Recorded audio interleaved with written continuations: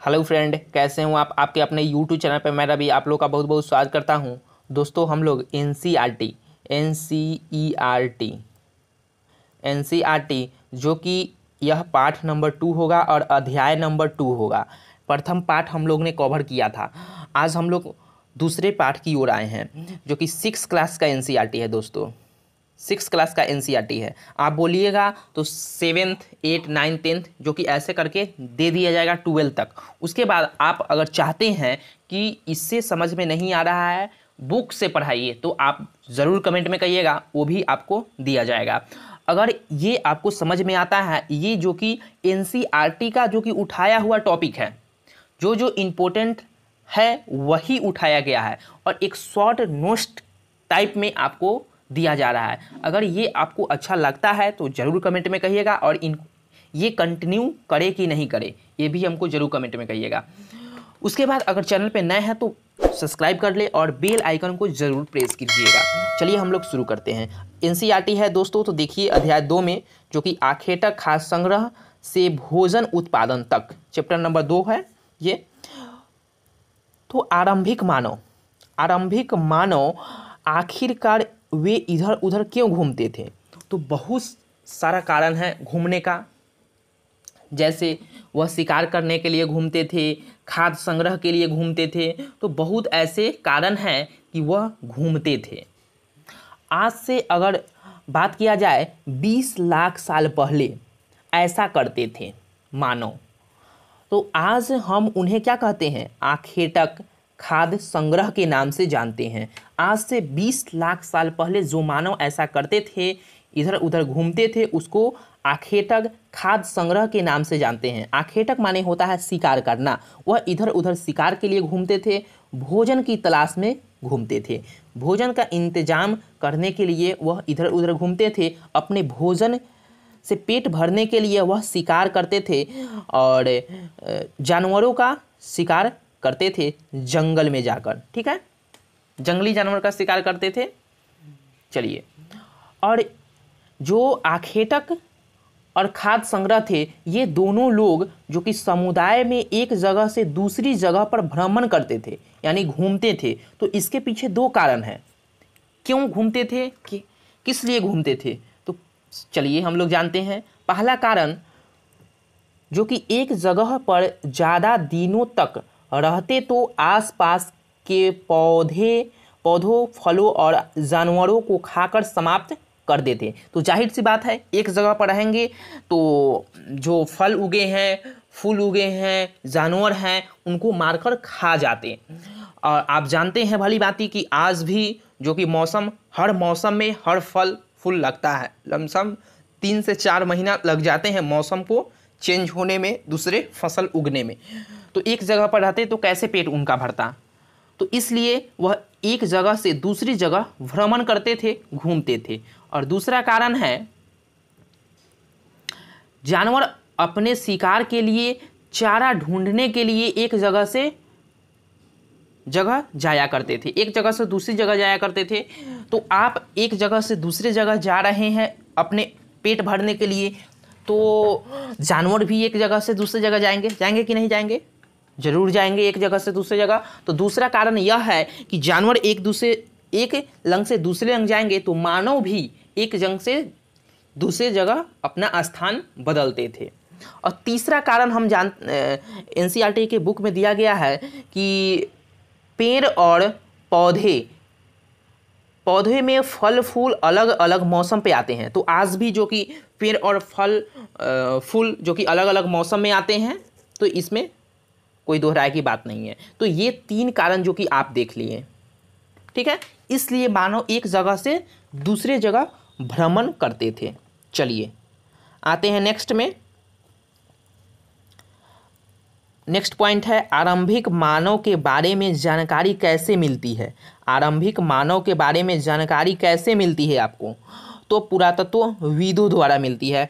तो कुछ ऐसी वस्तु मिली है जिनका उपयोग आखेटक खाद्य संग्रह के रूप में किया गया था। जैसे पत्थर से औजार बनाना, लकड़ियों का औजार और हड्डियों का औजार। आमतौर पर औजार आज भी बचे हुए हैं जो पत्थर का औजार है वो आज भी है, लकड़ियाँ का औजार जो कि वो बहुत सारे नष्ट हो चुके हैं। लकड़ी का औजार आज से दोस्तों 20 लाख साल पहले का औजार लकड़ी का अभी बचेगा? वो तो घुना जाएगा, क्या कहता है, टूट टूट जाएगा। और हड्डी के भी औजार कुछ बचे हुए हैं, ठीक है। तो आज भी आपको साक्ष्य मिलेंगे औजार का। तो कैसे मिल गए? पुरातत्वविदों द्वारा जो कि जानकारी मिलती है। चलिए नेक्स्ट है पुरा स्थल। पुरा स्थल क्या है? तो पुरा स्थल उस स्थान को कहते हैं जहां औजार, बर्तन और इमारतों जैसी वस्तुओं के अवशेष मिलते हैं। पुरा स्थल किसे कहते हैं? तो पुरा स्थल उस स्थान को कहते हैं जहाँ पे औजार, बर्तन, इमारत जैसे वस्तुओं के अवशेष मिले हुए हैं, साक्ष्य मिले हुए हैं, उसको बोला जाता है पुरा स्थल। ठीक है दोस्तों, चलिए इसमें नो कन्फ्यूजन होगा, तो आपको पुरा स्थल समझ में आ गया होगा। चलिए अब आते हैं नेक्स्ट पॉइंट में, आग की खोज। आग की खोज जो कि आप लोग जानते हैं कि पूरा पाषाण काल में हो गया। पूरा पाषाण काल में आग की खोज हो चुका था, लेकिन मानव आग का उपयोग करना नव पाषाण काल में जानते हैं। ठीक है, चलिए आग की खोज जो कि आप देखेंगे कुरनूल का एक गुफा है जो कि आंध्र प्रदेश में पड़ता है। यहाँ जो कि राख के अवशेष मिले हैं। यहाँ क्या मिले हैं? राख के अवशेष मिले हैं। इसका मतलब यह है कि आरंभिक मानव आग जलाना सीख लिए थे। आरंभिक मानव क्या किए थे? आग जलाना सीख लिए थे। कहाँ से अवशेष मिलते हैं? कुरनूल की गुफा है आंध्र प्रदेश में, यहाँ से राख के अवशेष मिले हुए हैं। और आपके मन में ये उत्पन्न होता है कि वह आग का आविष्कार क्या क्या चीज़ के लिए करते होंगे उस समय के मानव। तो आइए इसको भी पढ़ते हैं। इस्तेमाल कई कार्यों के लिए करते थे, जैसे प्रकाश के लिए करते होंगे, मांस भूनने के लिए करते होंगे, खतरनाक जानवरों को दूर भगाने के लिए करते होंगे। तो बहुत सारे जो कि पॉइंट बन सकते हैं। तो आप लोग ने देखा कि आग का आविष्कार किस लिए करते हैं थे। तो 3 पॉइंट यहाँ जो कि बेसिक है, 3 पॉइंट आपको याद रहना होगा। जैसे कोई पूछ ही देगा कि आग का आविष्कार उस समय के मानव किस लिए करते थे, बताइए। तो प्रकाश के लिए करते होंगे, या मांस भूनने के लिए करते होंगे, या खतरनाक जानवर को दूर भगाने के लिए करते होंगे। चलिए नेक्स्ट पॉइंट में आते हैं, जलवायु। उस समय की जलवायु कैसी थी? लगभग 12,000 साल पहले दुनिया की जलवायु में बड़े बदलाव आए।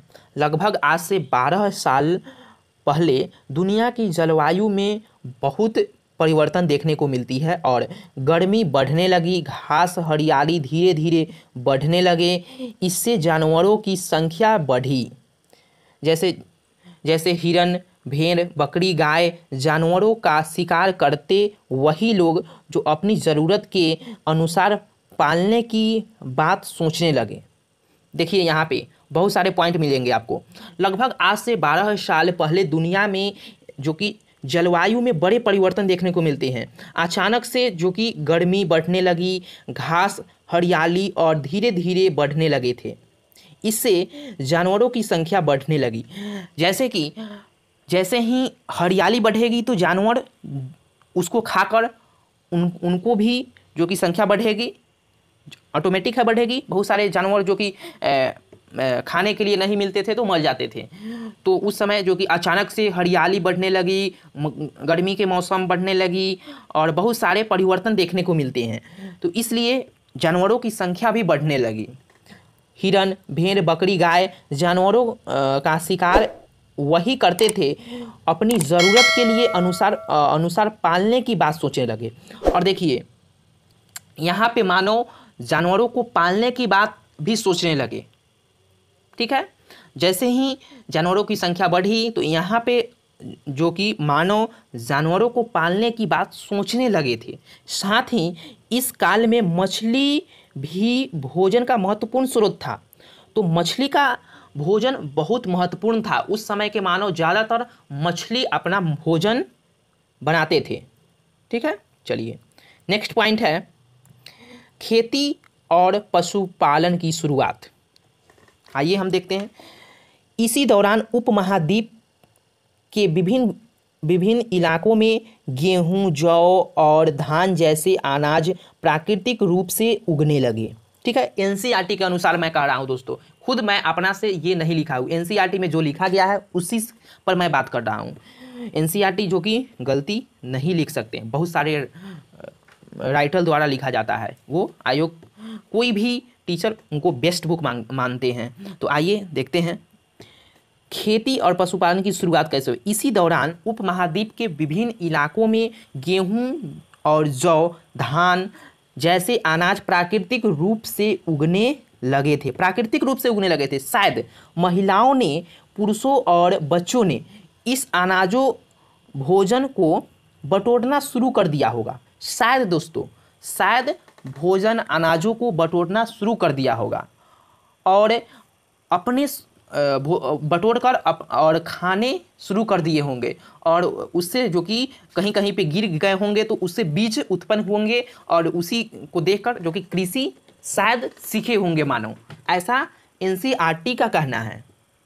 चलिए नेक्स्ट है, पहले कुत्ता को जो कि पालतू बनाते हैं मानो, तो मध्य पाषाण काल में आकर कुत्ता को मानो पालतू बनाते हैं। तो आपने पहले देखा कि कैसे जानवरों की संख्या बढ़ी और लोगों के मन में यह बढ़ने आने लगे कि जानवर को पालतू भी बनाने लगे। धीरे धीरे जो कि हरियाली की संख्या बढ़ती गई, हरियाली उगते गए, तो लोगों ने अपने घर दरवाजे पर हरियाली रखते गए और जानवरों की संख्या बढ़ती गई, और आके जो कि जानवर हरियाली खाते थे, घर के बाहर जो मानव रखते थे वो हरियाली जानवर धीरे धीरे आकर खाते थे, और धीरे धीरे मानव और जानवर के बीच में संबंधता बढ़ती गई और धीरे धीरे पालतू बनाना शुरू किया होगा मानव।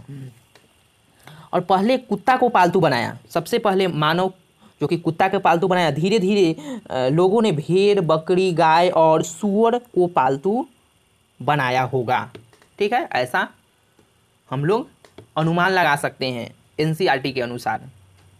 चलिए आइए, पहले के लोग भंडारण कैसे करते थे, माने भंडारण कैसे करते थे, ऐसे अनाज को रखना किस तरह से रखते थे, अनाज जो उपजते थे किस तरह से भंडारण करते थे। तो आइए, पहला पॉइंट है, 3 पॉइंट दोस्तों इसमें दिया गया है। बहुत से इलाकों में लोगों ने मिट्टी के बड़े बड़े बर्तन बनाए और उसमें भंडारण करना शुरू कर दिया होगा एनसीईआरटी के अनुसार। और दूसरा, टोकरियाँ बुनी और उसमें भंडारण शुरू की होगी, बहुत बड़ी बड़ी टोकरियाँ बिनकर शुरू कर दी होगी भंडारण। और तीसरा, ज़मीन में गड्ढा खूंदकर भंडारण किया होगा। तो यह तीनों पॉइंट जो कि आपको याद रखना है एनसीईआरटी के अनुसार। पहले लोग भंडारण कैसे करते थे, तो एक नंबर जो कि मिट्टी के बड़े बड़े बर्तन बनाकर उसमें भंडारण करते थे। दूसरा, टोकरियाँ बुनकर भंडारण करते थे। तीसरा, ज़मीन खोदकर नीचे अनाज को रखकर वो भंडारण करते थे, यानी एकत्रित करते थे। आज के समय में कोठी वगैरह, बोरा वगैरह बहुत सारे सोर्स है रखने के लिए, भंडारण करने के लिए। उस समय यही सोर्स था रखने के लिए। ठीक है, चलिए नेक्स्ट पॉइंट, अस्थायी जीवन। लोग ने अस्थायी जीवन कैसे शुरू किया होगा। चलिए, पुरातत्वविदों को कुछ पुरा स्थलों पर झोपड़ियों और घरों के निशान मिले हैं। जो पुरातत्वविद हैं उसको जो कि पूरा स्थल पर झोपड़ियों और घरों के निशान मिले हैं।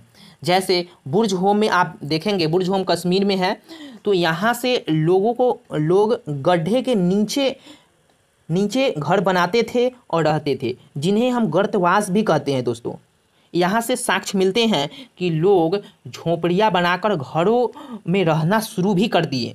तो कहाँ से सबसे पहले साक्ष्य मिलते हैं, बुर्ज होम जो कि कश्मीर में पड़ता है, और लोगों को गड्ढे में रहने का भी साक्ष्य यहीं से मिला है, जिसे हम गर्तवास भी कहते हैं। ठीक है दोस्तों, चलिए, तो दोस्तों जो कि एनसीईआरटी पार्ट 2 अध्याय 2 में इतना इम्पोर्टेंट है टॉपिक। ठीक है, तो एनसीईआरटी पार्ट 2 को जो कि कवर करा दिया गया है, और पार्ट 1 नहीं देखे हैं तो प्लीज़ उसको देख लीजिएगा, लिंक डिस्क्रिप्शन में दे रहा हूँ, वहाँ से भी देख लीजिएगा, नहीं तो प्ले लिस्ट से आप लोग देख लीजिएगा। चलिए दोस्तों, यह वीडियो कैसा लगा आप हमको ज़रूर कमेंट में कहिएगा, क्योंकि आप कमेंट करते हैं तो हमको जो कि जज्बा बढ़ता है और भी वीडियो बनाने का मन पॉजिटिव की ओर आता है।